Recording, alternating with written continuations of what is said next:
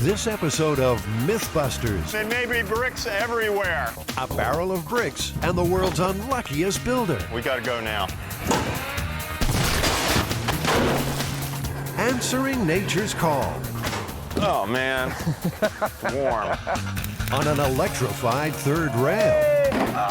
You've got the lights almost full. It's a total disaster. And the eel and the credit card. The ultimate smackdown. Electric eel is looking at me right in the eye. He goes zap, knocked backwards off the rail. Oh, that's disgusting. Who are the Mythbusters? Am I missing an eyebrow? Adam Savage. I always enjoyed seeing Adam in pain. Oh! And Jamie Heineman. Jamie wants a big boom. 30 years of special effects experience. Feel kind of sexy. They don't just tell the myths. They put them to the test.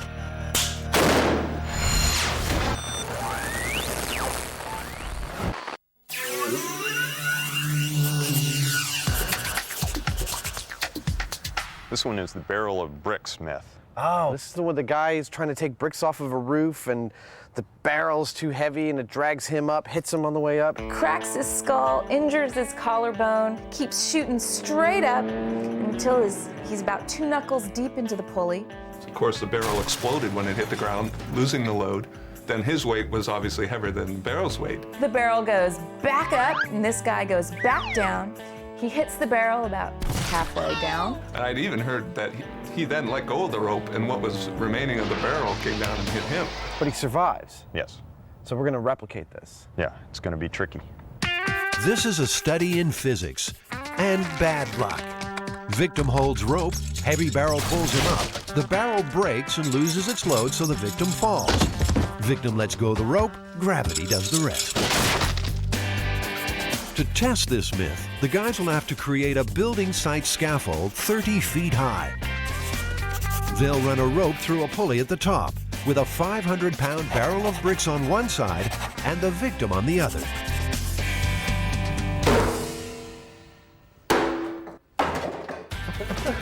The boys are negotiating the tricky question of who holds the rope. No, stop spinning like this. Roll me into the shop. Oh, God. I'm gonna spew. That was evil. Looks like another job for Buster, the crash test dummy. That problem solved, Jamie and Adam have some serious shopping to do.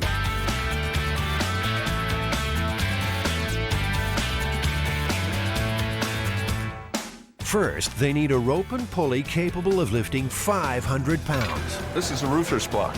So if you have a 500-pound load of bricks and you're pulling that load of bricks 500 pounds on the opposite side, but with the rope, you'll be putting 1,000 pounds of capacity on the block.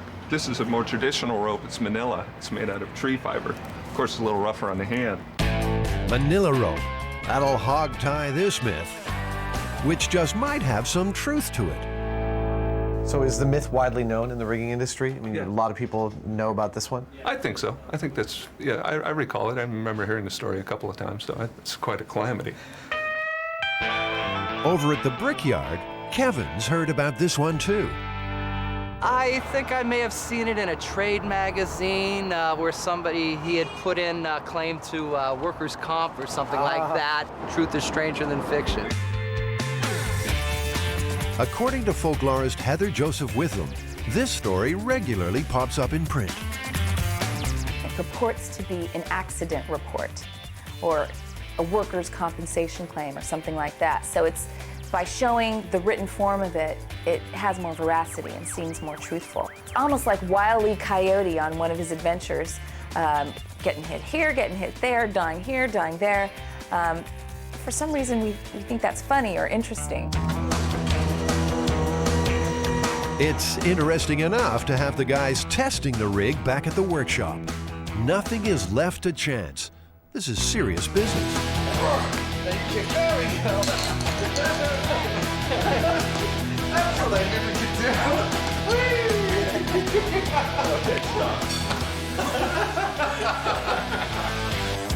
Buster has been fitted with a quick release hand, so the guys can make him let go of the rope at the right moment.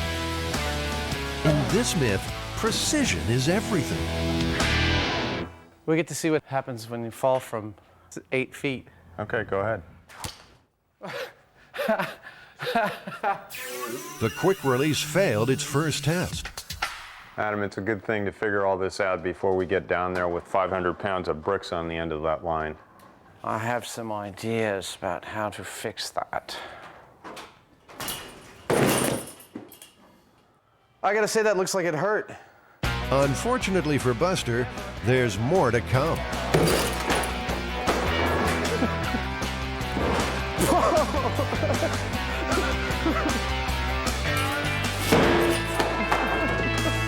The quick releases are fine. Oh, how's that feel, sport? Oh, huh? It's time to raise the stakes. Raise them by 30 feet. All right. Jamie and Adam will use their theater rigging experience to help build a scaffold.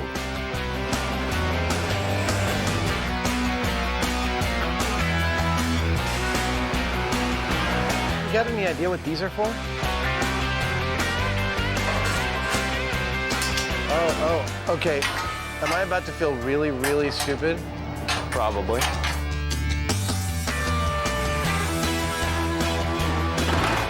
Now that's a floor.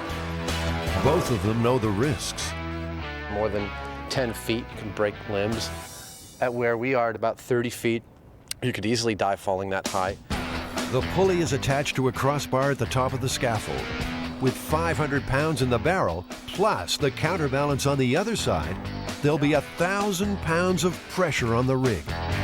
Where the pulley is actually pulling on the backside of the scaffolding. So in fact, a tremendous amount of force is on 2 little bolts that are holding the back of the scaffolding up. The guys are also worried about the strength of the barrels. Here's perhaps the critical question. When the barrel supposedly falls, it breaks and lets go of its bricks. Do you think these barrels will do that? Personally, I doubt it. See, I think they'll fall out on the first try. I think it'll shatter. Well, you want to bet? Oh no, here we go again. I got $1. There we go.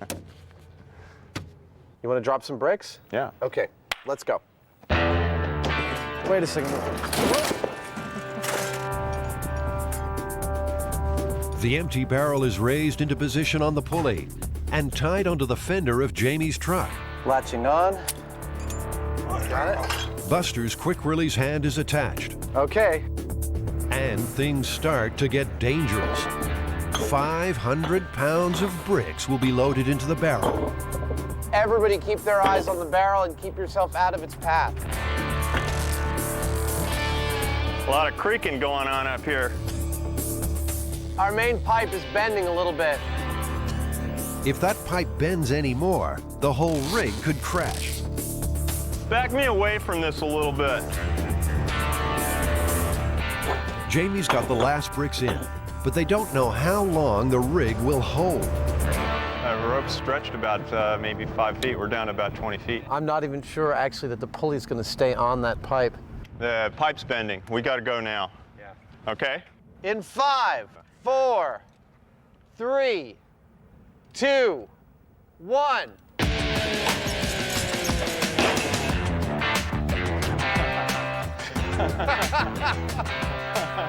Barrel didn't fail. All right, I owe you $1. There you go. No, that's a 5. I'll take that. Even with 500 pounds of bricks falling from 20 feet, the barrel stays intact. The barrel is supposed to spill the bricks, fly back up to the pulley, then fall when the rope is released. Instead, Buster is left hanging.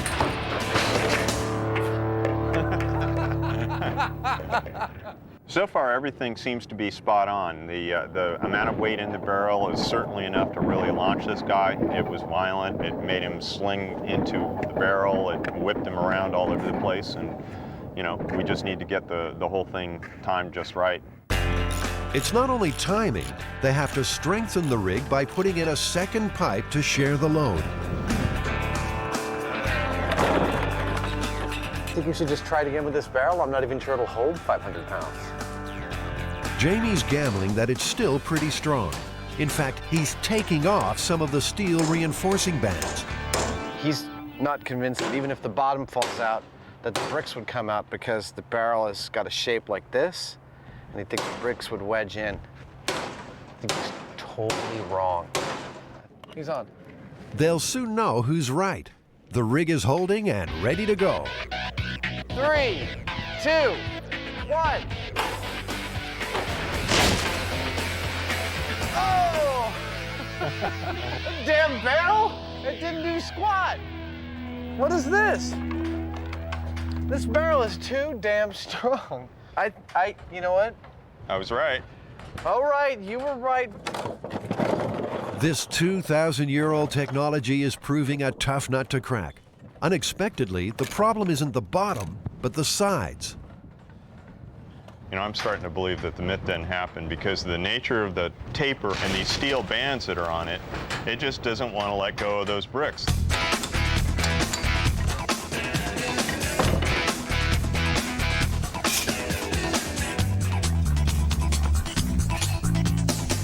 A board in the drop zone will make for a rougher landing. But Adam's confidence is shot. I've been wrong every other time, so I don't know what the hell's gonna happen. They've taken off so many rings, they're not even sure it will hold the brick's weight. Okay, remember, Adam, it may be bricks everywhere. So far, so good. You've got that knife blade of a board down there. I don't know what that's going to do. You don't know what it's gonna do? It's gonna wreck the barrel for us. In 5, 4, 3, 2.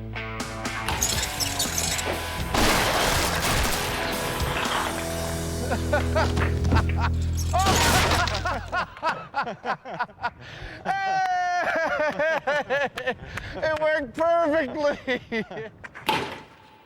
That was fun. That was really cool. I mean, it went up, it went down, it went up, it went down. It's like dummy getting beaten every which way on all through the whole process. That was hysterical.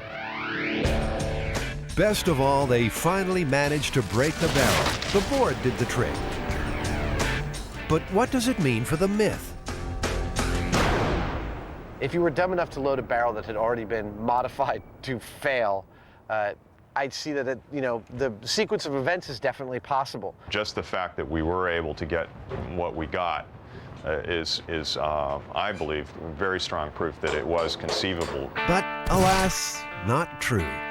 Well, in the case of this particular story, it was printed in a 1918 joke book. So it seems that it may have started as the brainchild of one person. A joke maybe, but Adam and Jamie have proved the barrel of bricks myth is possible. And if it's funny once, twice should be hilarious. Have a seat there, buddy.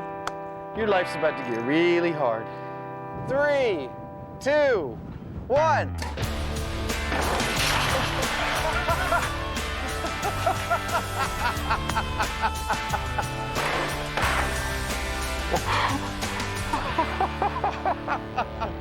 Buster is busted. He was designed for testing inside a car with seat belts. Smashing unprotected into the barrel was just too much. We broke a crash test dummy, man. I think that's a red letter day. Yeah!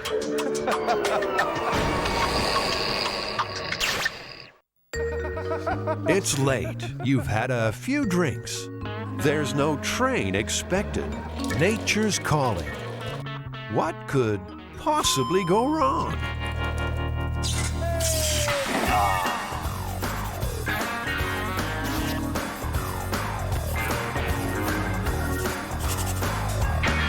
Where are we? We're here at the Golden Gate Railway Museum in San Francisco, and we're testing the myth about peeing on the third rail. Oh, this is the one guy found himself late at night in a train yard, peed on the third rail, the electrified rail, got electrocuted and died? That's the one. Some subway systems are powered by an electrified rail on the track. A steel paddle slides along the top of that third rail, arcing as it draws current.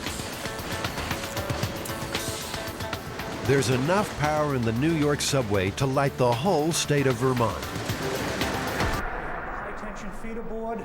Rob Lobenstein is the superintendent of that system. He's well aware of this myth. My first day on the job, they give you all the safety tips and the warnings, and that's the very first thing they tell you not to do. After 34 years, Rob still has a healthy caution about electricity jumping up urine streams. Do you want to pee on that, Jamie? I don't want to pee on that. Come on, do you feel lucky? To test this myth, they'll need to make a stunt dummy with the same electrical properties as a human body. They'll have to come up with a system to make it pee, electrify a track, and finally, test urine's ability to conduct a charge.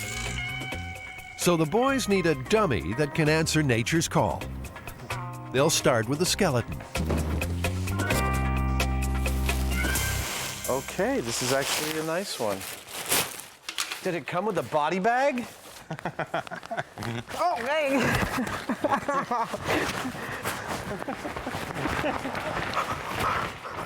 Stop.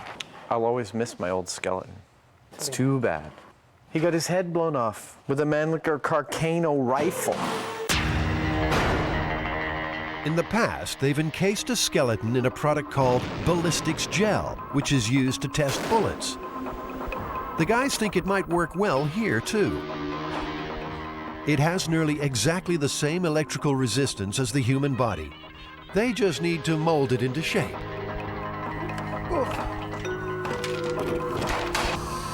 We use the vacuform for all sorts of things. We use it all the time here in the shop. Let's carry this over and cut it out. We use it for toy prototypes when we're, inventing something. The same plastic is used in soda bottles. They'll mold the dummy's front and back and join the shells together. Normally, they'd use glue to do that. But Adams made an executive decision. He thinks it'll be quicker just to use tape.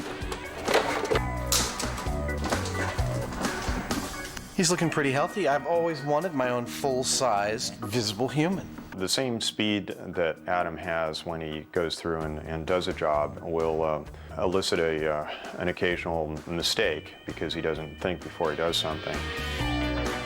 The next step is to fill the legs with gel.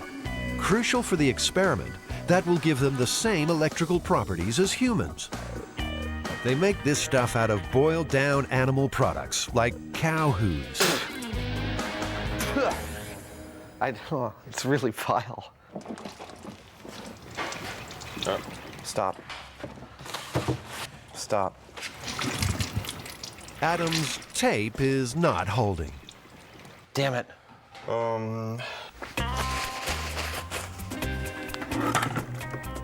It's leaking from everywhere. We didn't glue that at all, huh? No, I didn't. Adam. Yep.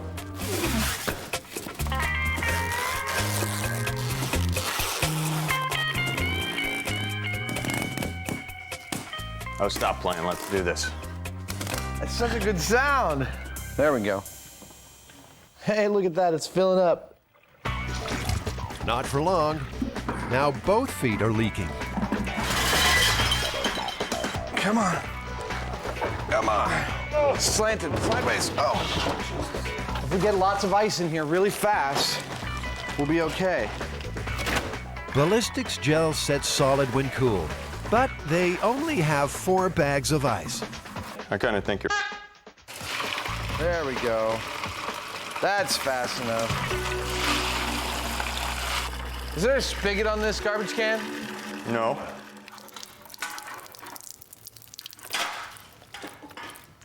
Total crapola. This is a complete and utter disaster. It is not. You've got the legs almost full. It's a total disaster. I mean, the tape not only didn't hold, but the gelatin acts in a completely negative way upon the tape to render it, like, useless. He just kind of forged ahead because, he wants to get the job done, and I normally applaud that, but it's clearly a situation where we need more speed, less haste. At last, a break. More ice means they'll get the legs set for the experiment.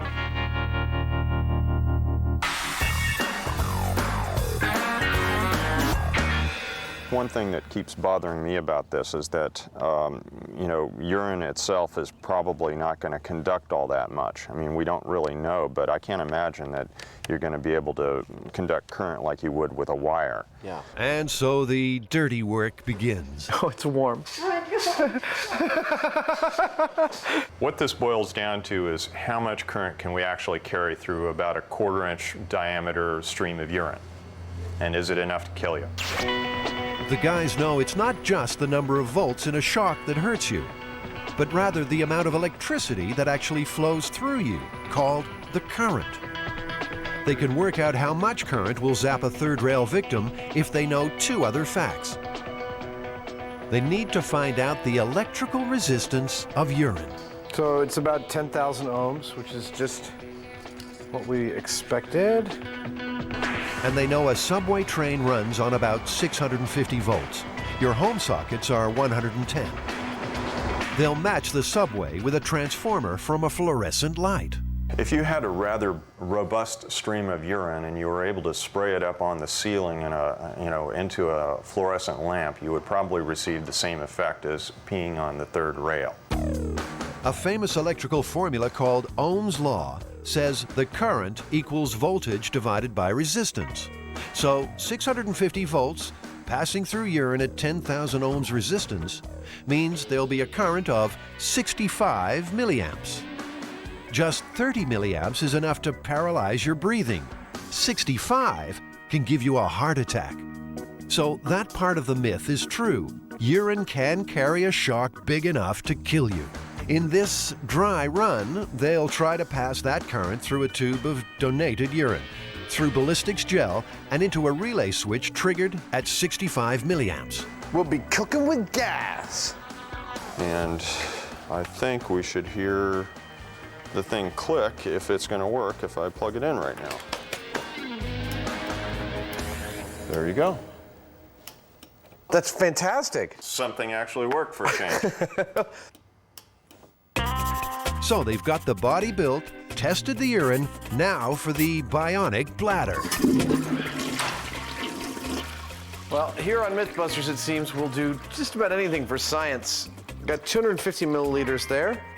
It took about 18.5 seconds, and that's what we're going to try and replicate with our rail rig. Here I go.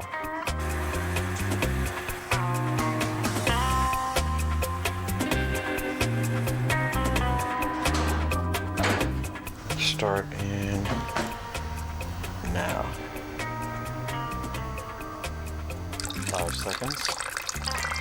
10 seconds. 19 seconds, that's perfect. That's a relief. But Adam's still got bladder problems. So the question is pressure, I think. Yeah. Personally, I don't let gravity do my trick. You know, there's some pressure involved. So the question is, how to add pressure to the system. What better way to pressurize a fake bladder than with a whoopee cushion? Yeah, that's holding pressure. Better still, it fits perfectly. But, of course, that's only half the equipment. If you make the stream really small and narrow, the surface tension is going to tend to make it go into a spray or a droplet. Yeah, I've gone as close as I can to the real thing. You got to fill it up. Yeah. Are you ready? Ready? Commencing. Wee wee.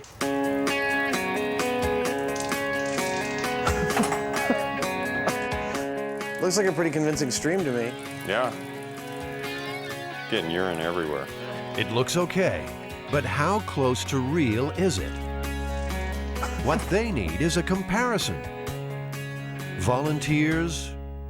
Anyone?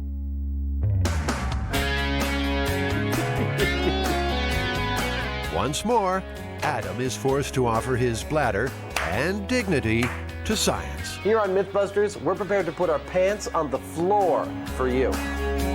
The moment to remember will be captured on high-speed camera. I think I got 100 mils. You ready? All right, here we go.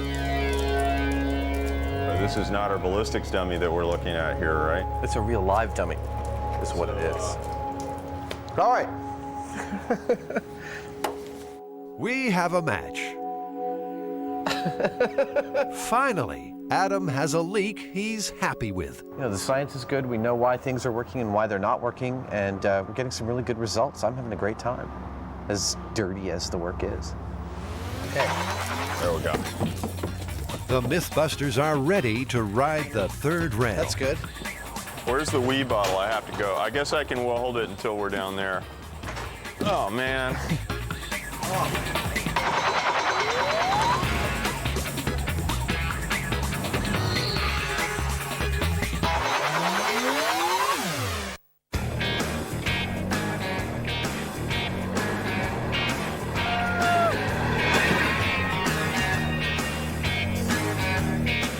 Jamie and Adam have rolled into the Golden Gate Railway Museum to test the myth about the guy who died the nastiest of deaths, relieving himself on an electrified third rail. Usually when you hear the narrative, the guy has a name. It's Joseph Patrick O'Malley. A more Irish name you couldn't get. So I suspicion that part of this is a stereotypical legend, and it promoted the stereotype of the drunken, thick Irishman. O'Malley is in for a rough time. He's been built with the same electrical properties as the human body. The plan is to wire him up so that if the myth is true, current will run from the third rail up his urine stream and trigger an electric release switch, knocking him over backwards. The current by then will be exiting his feet.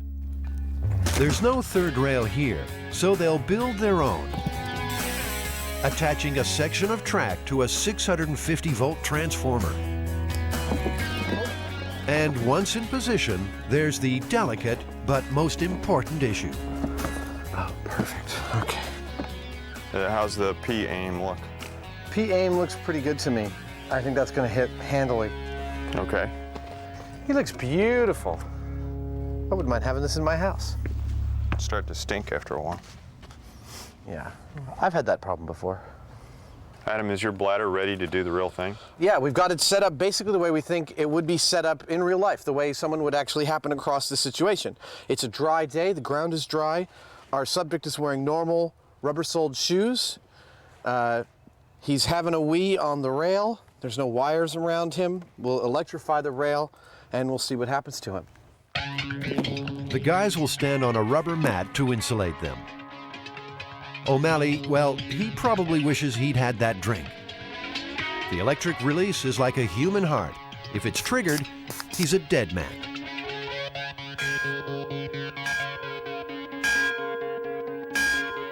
Let's make the set hot. Hot set! 3, 2, 1.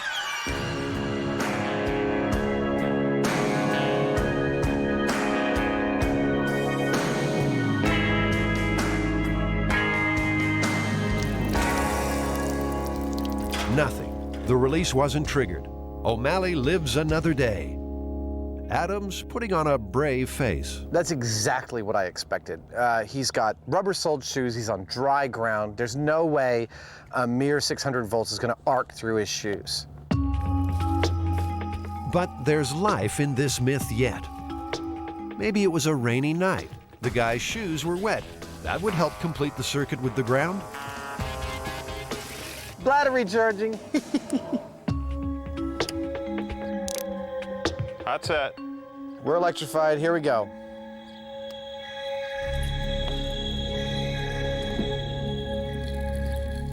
Nothing. Not a thing. Damn. He needs to see a doctor. Set is cool. Jamie, dry shoes didn't work, wet shoes, wet ground didn't work. What's next? Well, I guess the only thing left is to take his shoes off, and we'll assume he's barefoot. Okay. Okay, there's 2. Stumbling around a train yard late at night, looking for a place to pee, barefoot. All right, are we good? Hot set. All right, here we go. Nope. Nope, there's no connection going. The guys are starting to suspect the problem isn't in the feet, but the urine stream. Perhaps it's not carrying the current. Yeah, it looks like those are not forming a solid stream. Yeah. But suddenly they've got another, more dangerous issue. What's that sound? The wet ground beneath their mat is live with electricity. Yeah. Off. Turn it off. Again, it just shows what we knew, which is that the urine is highly conductive, and that couldn't have been a continuous stream of urine, because if it was, we would have activated the relay, right? Yeah, we should see that on the high speed. Yeah. Sure enough, by the time the urine reaches the rail, it's broken into separate drops. It needs to be solid to carry a current. The guys might have a solution for that. The only thing we have left is to try a larger stream of urine. You know, maybe that'll be more likely to create a continuous connection there with the ground. That's what we started out with, and that's where we're going. This could be the best day in O'Malley's life, or the worst. But it's not safe to power up until the ground dries a little. While they're waiting, there is another rail yard myth worth testing. Legend has it you can derail a train just by putting a penny on the tracks. Guys have actually graciously allowed us the use of their engine to test this. My guess is they don't think it's going to derail the train. I would agree.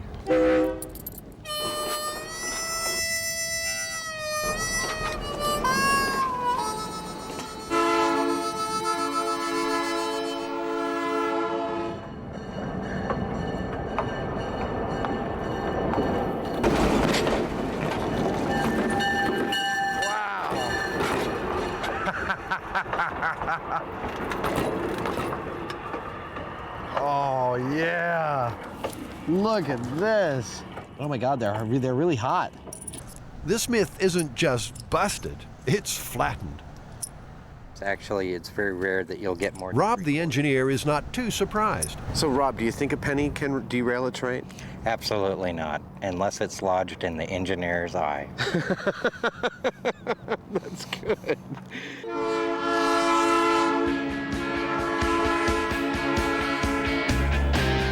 The guys are hoping their luck will change. This is their last chance to prove the third rail myth is possible. We've gone with a more, perhaps, equestrian stream of urine. Pachydermian. I hope we get a continuous stream. I'd like to see this thing work. I'd like to watch it fall over. To be honest, I still don't think it's quite going to work. The ground is dried enough to safely try again.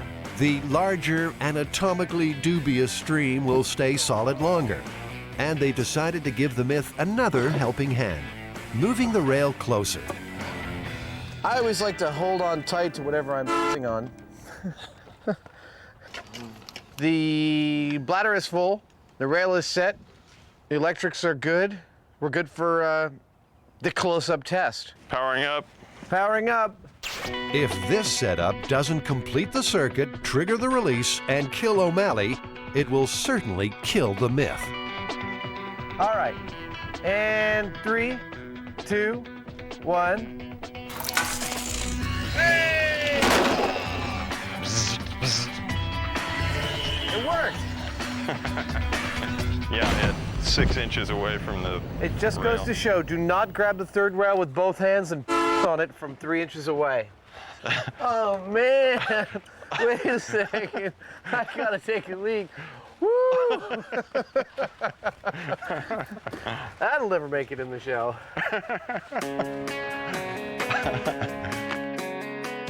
It was tricky, but they've successfully jumped a current from the third rail up a stream of urine with lethal results.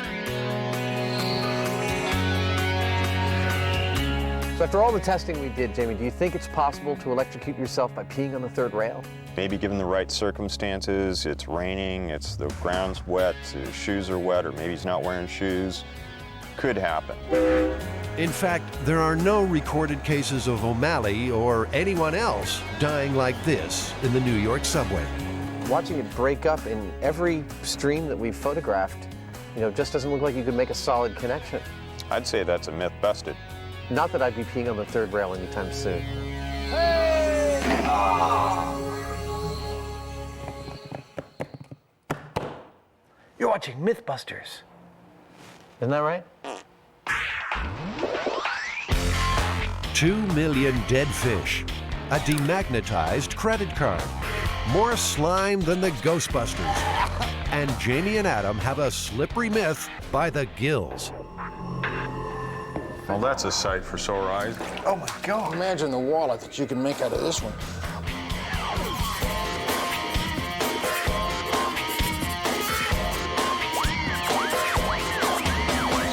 The myth here is that in 1986, reports started to surface that there were problems with credit cards due to eelskin wallets. Apparently, the rumor was that the eelskin wallets were coming from electric eels, and therefore electromagnetic currents or something were causing problems with the credit cards. Eelskin wallets wiping out credit cards? A fishy myth if ever there was one. There's only one place to start. John McCosker is Dr. Eel. He just loves them. And there are plenty among the 2 million specimens at San Francisco's Steinhardt Aquarium. I was called about eelskin wallets and the fact that somebody who owned this had on more than one occasion found a credit card didn't work. So she asked me, is it an electric eel? The eelskin myth slipped out of the deep. It was soon shocking readers coast to coast. Electric eels really pack a wallop. This is an electric eel right here. Yeah, it got about 400 to 500 volts. Sure put you on your keister. Turns out that there is an electrical discharge in you and me and every fish when they move a muscle mass. But they have concentrated this in muscle packs so that it builds and stores a very large discharge. And it's able to release it all at once. And when it does, it just stuns everything in the water around it, and then it just gobbles it up. The guys know flowing electricity creates a magnetic field, but surely leather from a dead eel can't hold a charge. Their mission is to put a lid on this myth once and for all.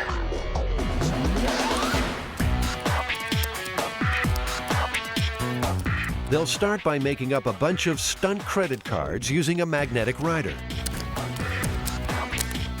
The strip on credit cards is made of magnetic particles, each about 20 millionths of an inch long. They record information in the same way as audio cassette tape. They all have the same information on them, and now they're ready to be abused in various ways. Let's see if we can take the information off. Where are we going to start? What are we going to test on this one? Well, we got to put cards in wallets, see what happens. We'll leave them there for a while. We'll measure the wallets, see what they do. It seems our myth is quite widespread. Eelskin has proved to be a natural leather that is harmless to the magnetic strips on credit cards. They'll be the judge of that. First, what happens after just a few seconds contact?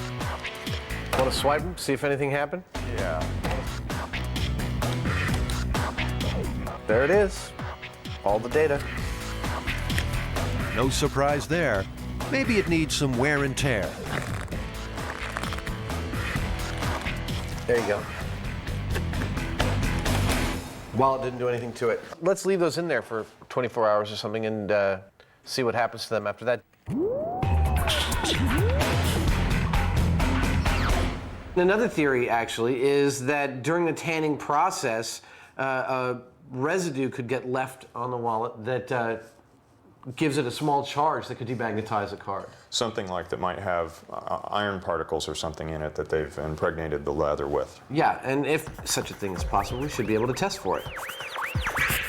I can't help myself. I need some satisfaction.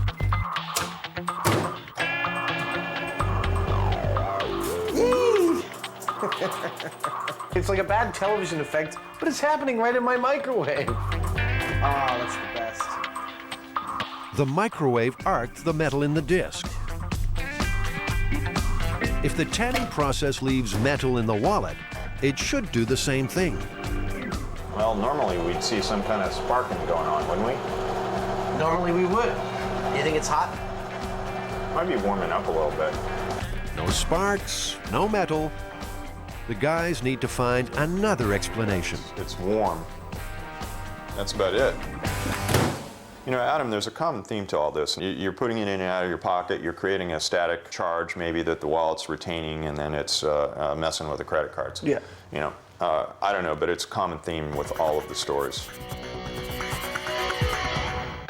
So, can Adam use eel skin to generate enough static electricity to wipe out a credit card?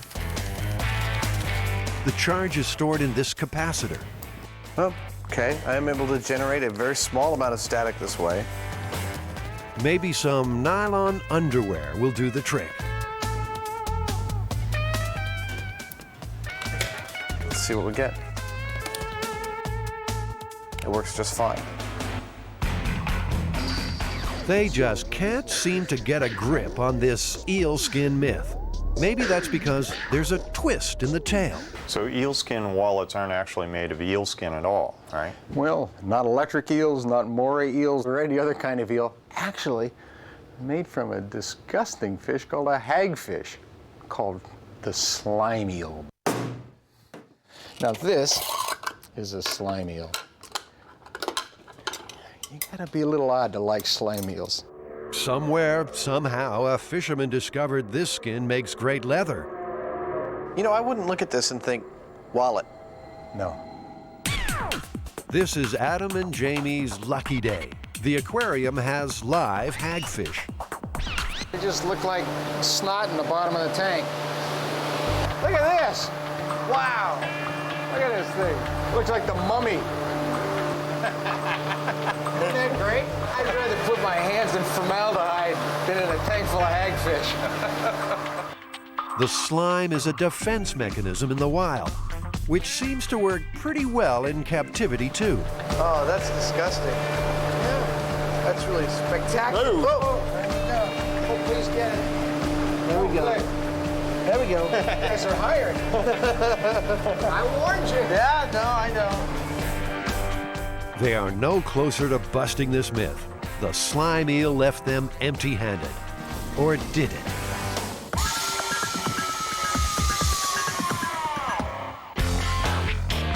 In the eel skin wallet myth, John McCosker did some myth busting of his own. He's convinced the fish have been framed. It wasn't until we finally obtained a wallet that had been used that we then realized what the problem was.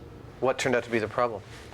Problem was geography. There was a magnet right over the band of the card where the signature was located. Could it be true?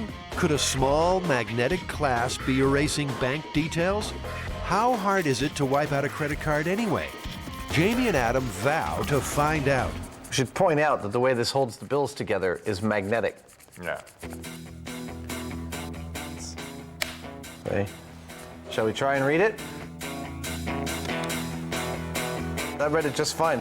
I'm actually really surprised how robust these cards are. So am I. I would have bet money that they would have messed with them. So why don't we leave this one for 24 hours as well, along with the other eel skins. There's also a theory you can strip cards by rubbing two together. That one's good. Yeah, they're both good. Rubbing them up and down against each other didn't do anything. The guys are desperate to erase a card. They've built an electromagnet so they can find out exactly how much magnetism it takes. Here, hold still. By varying the electrical current, they can control the strength of the magnetic field. Up to about 8 volts. That's a magnet, all right. Gauss is the measurement for magnetic strength. Oh, It's okay. coercivity, I believe.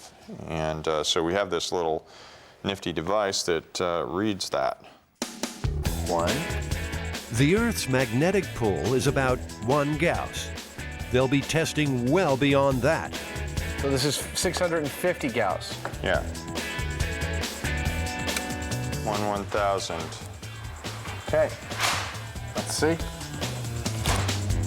Card number 1 is good. Are we going to 700? Yeah. Okay. They'll step up the magnetic field until they get a failure. Fine.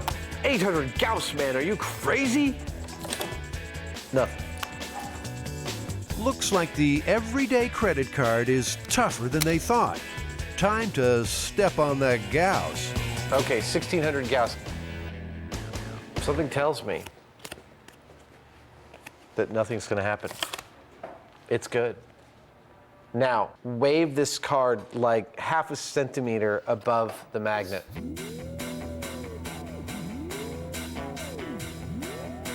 Let's see what that did.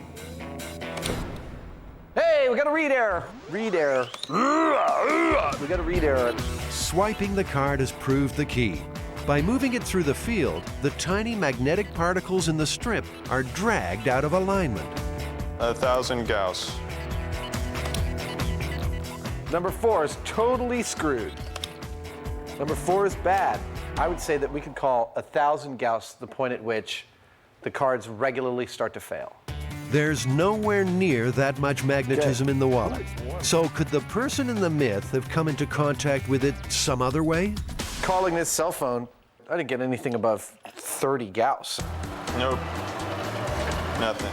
It's going up to around 16 at most. That's a speaker. That's about 70 Gauss. Nothing comes close to 1,000 Gauss. That's a wallet with a clasp? Even after a day's exposure, it's doubtful a wallet could generate that sort of field. Fine, all the information's still there. Try this one. Go. Nope, all the information's still there. No ill effects at all. Let's try the eelskin money clip that has magnets in it. Nope, all the information's still there. All right, Jamie, so yeah, there's no effect on these cards after 24 hours in a genuine eelskin wallet. This myth is all but busted. But there's one challenge left. John, do you have an electric eel we can go visit, a live one? And a hungry one, and it's storing its charge waiting for you. We have some live electric eels that have caused some workers' comp injuries. Guys feeding the fish got shocked, knocked backwards off the rail, and banged their head. But you can see it really hurts the fish. They kind of wince, they go zap.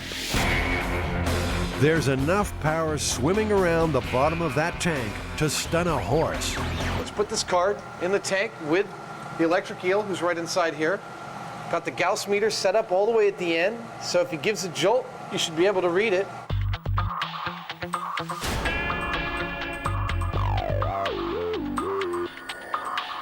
An electric eel is looking at me right in the eye.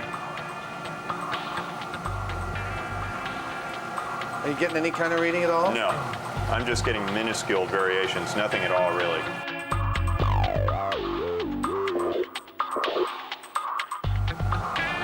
Whoop! He just flinched. Oh, he just bit the card. You didn't see any sparks fly or anything. I didn't see any sparks fly, and thank goodness I didn't feel anything. Now he's swimming by it again. He's really very confused. You're not getting anything? Not a thing. Maybe 1 Gauss. 1 Gauss, that's nothing. Yeah. You have more Gausses than that. I have more Gauss walking into a room than that. Now he's just resting at the bottom of the tank. I'd say definitively he's sulking. Look, if people think eelskin wallets can erase a card, sticking a card in a tank with an electric eel, this ought to prove this once and for all. I mean, this is the ultimate test. Yeah. Okay. Myth busted. All the evidence is still in the card, completely not demagnetized at all. Myth busted. I'd say, yeah, myth busted.